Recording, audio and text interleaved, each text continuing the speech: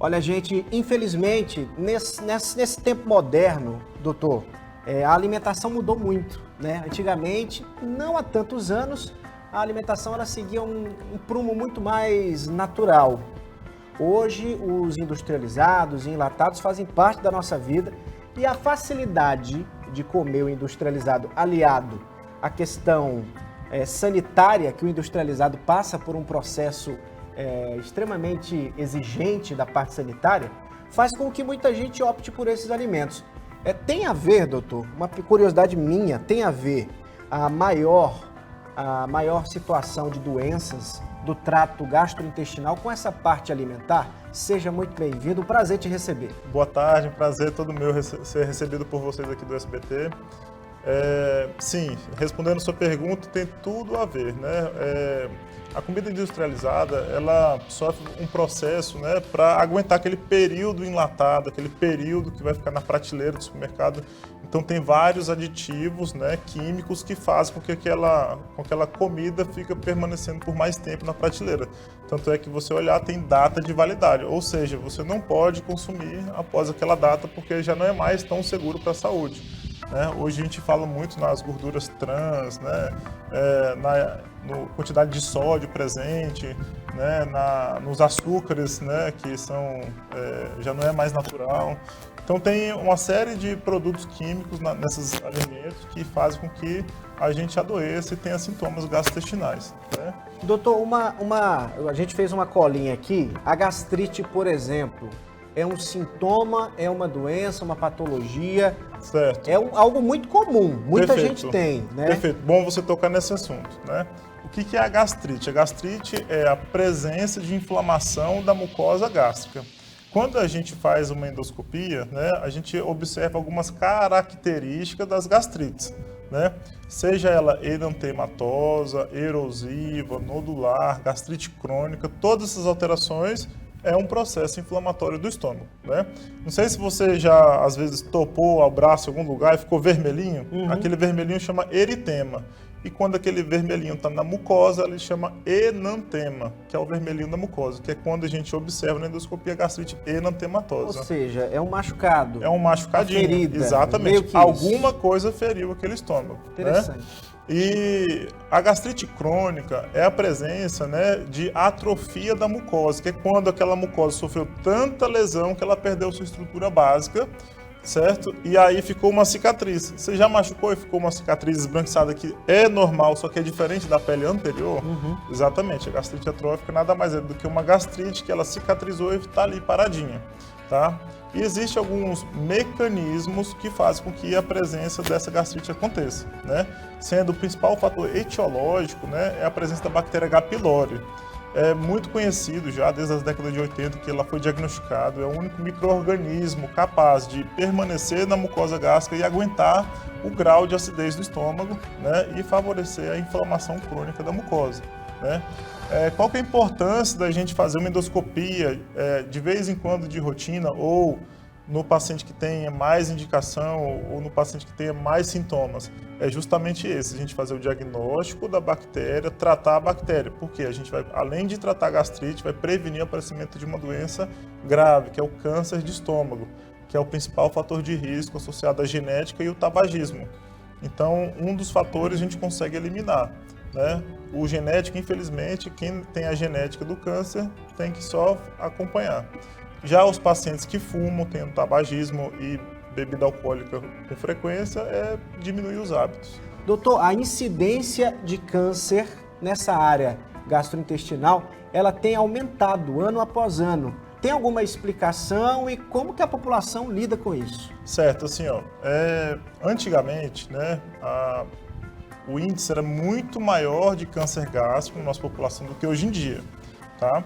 Por qual motivo? Porque antigamente a gente não conhecia a bactéria H. pylori e as pessoas fumavam com maior intensidade. Então tinha mais pessoas fumando e com infecção de H. pylori. Isso fez com que o câncer gástrico era muito incidente. Sim. O número está aumentando porque a população está aumentando, mas proporcionalmente ela vem diminuindo. Entendi. O câncer gástrico hoje é o quinto mais frequente no homem. Uma questão importante que eu vou pescar na sua fala, você falou sobre a relação do H. pylori com a questão do câncer.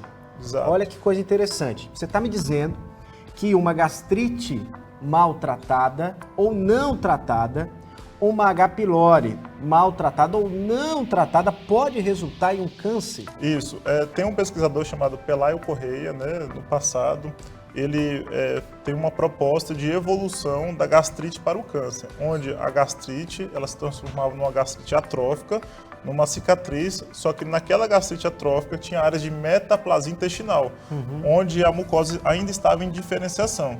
E por algum motivo ela se diferenciava errado e se transformava numa mucosa com displasia.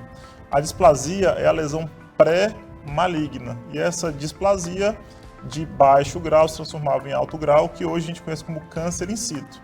E dali desenvolvia o câncer. Então hoje, o paciente que tem a infecção pelo H. pylori durante 20, 30 anos, sem tratamento, que evolui com displasia, ele tem uma grande chance de evoluir para o câncer. E qual que é o principal motivo de eu estar aqui hoje? Para falar sobre a endoscopia, né? A endoscopia feita por um especialista que tem conhecimento de procurar a lesão pré-cancerosa que faz a diferença futura do paciente que vai fazer endoscopia. Porque a gente consegue, às vezes, ver alterações que parecem muito uma gastrite, mas já é uma lesão precoce. Outro dia uma paciente foi colocar balão e entregasse comigo para emagrecimento. Né? Expliquei para ela sobre a gente fazer uma endoscopia prévia à colocação do balão. Paciente de 40 anos de idade, de Floresta do Araguaia. Pois bem, fizemos a endoscopia, identifiquei duas lesões pequenas, uma eu consegui retirar por endoscopia, a outra estava muito enraizada. Essa eu não consegui tirar, apenas biopsiei. E ali identificamos que era um câncer neuroendócrino, que é um dos tipos de câncer do estômago. Dali eu fiz a proposta para ela, que não colocasse o balão naquele momento e que esperasse ao resultado da biópsia e da imunohistoquímica. E evidenciamos que era um câncer super agressivo e eu falei para ela, ó, eu opero, tua cirurgia, tá? Acho que tem que operar e fazer a retirada de todo o estômago pelo tipo histológico. E ela procurou assistência de Barretos, né? Então, em Barretos, o médico de lá teve a mesma conduta que a minha. Fez a cirurgia, hoje está em casa, bem tranquila, curada. Mas teve que retirar todo o estômago, ou seja, ela veio para uma endoscopia para colocar balão integral para emagrecimento. E saiu com diagnóstico de câncer. Olha a importância da endoscopia. Paciente não sentia... Como é que o paciente vive sem estômago? Né? Paciente não sentia absolutamente nada. Não sentia nada? Nada. Ela veio para a colocação de balão. Entendeu? Ou seja, as lesões precursoras de câncer, o câncer em fase inicial, não tem sintoma. Isso que você está falando, eu acho interessante, porque, de fato, a gente tem notícia da maioria das pessoas que descobrem um câncer ou no intestino ou no estômago, e elas já se deparam com um quadro muito avançado, porque muitas vezes não apresentam sintomas. Ainda existe uma população ainda que tem muito preconceito sobre exames preventivos. Ainda estão naquela de fazer exames quando sente alguma coisa. O exame preventivo, o nome já diz, prevenção, que é para a gente prevenir futuras doenças. Então, se a gente já identificou que tem uma gastrite, ou que tem uma lesão, que tem uma atrofia mais exuberante, a gente tem que ter um olhar melhor para esse paciente. Então, a gente tem que fazer um segmento melhor para esse paciente. Perfeito. Certo? Ah, não, senti uma dorzinha, tive H. pylori, fiz uma endoscopia, nunca mais voltei no médico. Está errado, não é assim. Hoje a gente sabe que o segmento do H. pylori, a gente tem que fazer o programa de erradicação da bactéria H. pylori. Como que funciona? Fizemos a endoscopia, identificamos a bactéria, tratamos. 4 semanas após o término do antibiótico, a gente repete a endoscopia e faz 2 métodos de diagnóstico. Tanto o teste da urease, que é um dos testes indiretos da bactéria, quanto o teste da biópsia. Se os dois vierem negativos, a gente considera a bactéria erradicada. Um dos dois ainda vem positivo, tem que continuar o tratamento. Tem pacientes que eu trato 3 a 4 vezes seguidas para conseguir erradicar a bactéria H. pylori. Por quê? A base do tratamento da H. pylori é através de 2 moléculas diferentes de antibiótico, que é a amoxicilina e claritromicina, junto com a molécula de IBP, que é inibidor de bomba de prótons. Tá? A amoxicilina e a claritromicina, ela vem utilizada há muitos anos, então a resistência ao antibiótico é muito grande. Sim, exatamente. Sim. Nos pacientes que têm persistência do H. pylori, mesmo pós-tratamento, a gente tem que fazer um estudo dessa bactéria, saber qual o subtipo, tentar ver se a bactéria responde a outro antibiótico, que não do padrão ouro. Então não Ainda é só tem fazer isso. endoscopia, Ainda não tem é esse só elemento. tratar. A gente tem que fazer o segmento certo. Doutor, como é que vive uma pessoa sem estômago? É possível? Então, como que surgiu a cirurgia bariátrica no mundo? Ela surgiu através de cirurgia para tratamento de câncer de estômago. Nesses pacientes, quando a gente fazia gastrectomia parcial ou total, né, que é a retirada total do estômago ou parcial do estômago, a gente tinha que fazer um desvio intestinal, chamado de Y de Hughes. Então, as alterações metabólicas que aconteciam naqueles pacientes pós-operatório do câncer é o que a gente encontra hoje nos pós-operatórios de bariátrica, certo? Hoje a gente vive por quê? Porque mesmo que a gente consiga ter uma mastigação pouco eficiente, a gente consegue ainda absorver alguns nutrientes que estão naquela alimentação daquele estômago pequeno ou na ausência de estômago. E também a gente consegue fazer a suplementação dos micronutrientes, que é do ferro, vitamina B12, de proteína. Hoje a gente tem proteína, acho que é uma das coisas mais comercializadas no nosso meio. Vários proteína. modelos. Exato. Né? Povo da academia, povo do hospital, todo mundo conhece. Né? Tem várias marcas de proteína. Então a gente consegue fazer com que aquele paciente perca peso.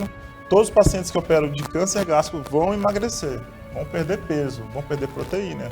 E eles precisam de uma recuperação pós-operatório, certo? Independente se é magro ou é gordo, tá? Mas assim, esse paciente sobrevive porque a gente consegue absorver os nutrientes. Sensacional o nosso bate-papo e eu quero ressaltar nessa parte final a importância do exame, da consulta médica. Tem muita gente que sente uma dorzinha de estômago, toma lá a sua raiz, toma lá o seu medicamento natural e não tem problema nenhum. Mas não pode ficar só nisso. Tem que buscar o atendimento médico especializado. É isso, né, doutor? Exatamente. Aí eu quero ressaltar o seguinte, muito comum o paciente vindo na consulta e falar assim, doutor, eu preciso fazer endoscopia todo ano? A resposta é não, você não precisa fazer endoscopia todo ano. A gente tem uma sistematização, né, de ter um olhar mais crítico para determinados grupos de pacientes. Quais são? Hoje, na classificação de Olga e Olguin, que é a classificação de atrofia e metaplasia intestinal, quanto maior o grau de atrofia, tanto nas partes principais do estômago, a gente tem que ter um olhar maior para a endoscopia. Nesses pacientes, a cada 2 anos a gente faz uma endoscopia, ou se o paciente vem apresentar problemas como infecção pelo H. pylori até erradicação, ou se o paciente tem sintoma. Essas são as indicações principais de segmento endoscópico. Sensacional o bate-papo, doutor, muito inteligente, trazendo muitas informações preciosas para nós, no nosso quadro Saúde em Dia. Doutor, aonde é que as pessoas encontram o seu atendimento aqui em Redenção? Olha, hoje aqui em Redenção eu atendo na clínica RH Diagnóstico, lá tem meu consultório, faço exames de endoscopia, colono, faço cirurgias no Hospital São Vicente, faço colonoscopia no Hospital São Vicente. Em Xinguara, também atendo em Xinguara no Hospital São Salvador. Em Tucumã, eu atendo na Clínica Unique, no Instituto Eleva. Né? Então, todos os meses estou nesses ambientes. Né? E eu queria também deixar aqui para a população aqui do sul do Pará, que nós completamos esse ano 30 cirurgias bariátricas, que é um marco muito grande. 30 cirurgias bariátricas sem complicações, sem reintervenções e com os pacientes com melhor qualidade de vida. Então, hoje, Redenção tem o serviço de cirurgia bariátrica que segue os mesmos princípios de uma capital, tá? Com materiais de ponta, com equipe multidisciplinar, com equipe já entrosada. Foi por isso que a gente conseguiu chegar a esse marco de 30 bariátricas em um ano. Sensacional. Na cidade de Redenção, que há pouco já não existia esse tipo de serviço. É um número muito expressivo e parabéns ao desenvolvimento que a nossa cidade tem tido. Parabéns, doutor, a você, Obrigado. toda a sua equipe. É realmente muito bom ver Redenção não só tendo o título de capital regional, mas atendendo e assumindo esse protagonismo. Obrigado pela sua participação, doutor. Eu que agradeço. Tamo Muito junto. obrigado. Ó, foi muito legal o nosso papo. É o quadro Saúde em Dia, Marciano.